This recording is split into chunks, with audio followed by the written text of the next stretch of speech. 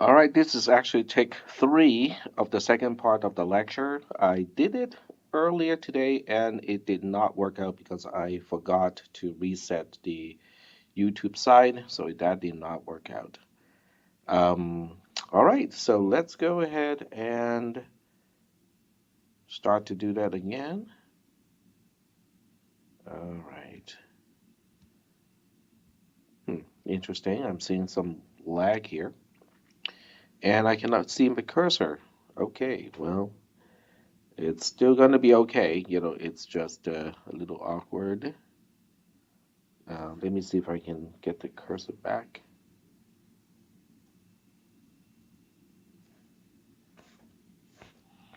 All right.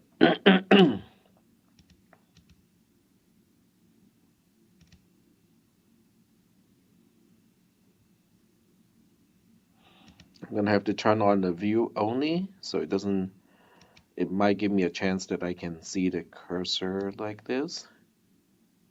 All right, so compression is, okay, all right. All right, so at least I can see the cursor now, even though it doesn't scroll anymore. I have to scroll in the other window. Okay, never mind. So now we can resume the discussion. So in class, the last thing that I talked about was um, how to name the pixels using the coordinates.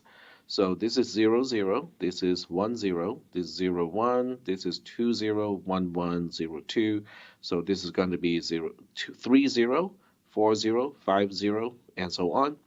So basically, in the coordinate, the first item is the x coordinate, which corresponds to the column number, and then the second item corresponds to the row number, which is the y coordinate.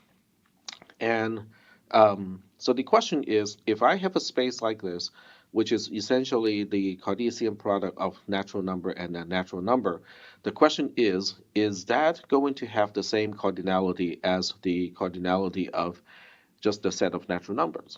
So we want to find a bijective function if that is possible. And the bijective function, even though initially it is not expressed as a function, it goes like this. So what we do is we scan diagonally. So we start with the lower left corner 0, and then we move up one diagonal line and assign 1, 2, and then we move up to another diagonal line and assign 3, 4, 5, 6, 7, 8, 9. 10, 11, 12, 13, 14. Then we have 15, 16, 17, 18, 19, 20, and so on. So using this particular method of assigning natural numbers to the pixels of this two-dimensional space, we can kind of claim that it is both injective and surjective. It is injective because in order for something not to be injective, we have to be assigning the same natural number to two different pixels. But that is not, intuitively we know it is not possible because we keep incrementing the counter as we assign natural numbers to these squares. As a result, it is not possible to assign the same natural number to two different squares.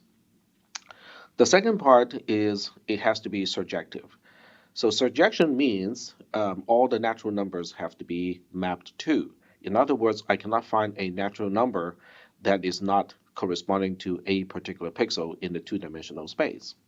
So we also know that is probably not possible because if you give me any natural number, all I have to do is to keep scanning like this until that natural number is assigned to a particular pixel. So intuitively, we also know that it is surjective. As a result, this g function is going to be bijective, which established the equivalency that we are questioning right here. Okay, so we don't have a question anymore. Now we know the cardinality of these two sets, the Cartesian product of natural numbers, is the same as the cardinality of just natural numbers. So the next thing we talked about is how do we figure out the value or the natural number assigned to a specific coordinate, to a specific pixel. So in that case, we are given the pixel coordinate. So I use this as an example in class, and we want to find out what natural number is assigned to that specific coordinate. So the trick to figure this out is by observation first, on row 0. So on row 0, we can see the pattern of how natural numbers are assigned to the individual pixels. So we got 0, 1, 3, 6, 10, 15. The next one is 21. In other words, the difference between adjacent pixels on the bottom row, on row 0, is just going to increment by 1 each time. So that will lead to the observation of whatever pixel is supposed to go here, which is let's see, this is 0, 1, 2, 3, 4, 5, 6. So this is 6, 0. So whatever number that has to go here is going to be 0 plus 1 plus 2 plus 3 plus 4 plus 5 plus 6. That becomes 21. And that led us to the notes. Let me go back to the notes here and turn full screen. So that led us to this particular observation, which then is simplified to this sigma notation. And in this particular sigma notation, let me go open the door first. I'm going to pause the recording.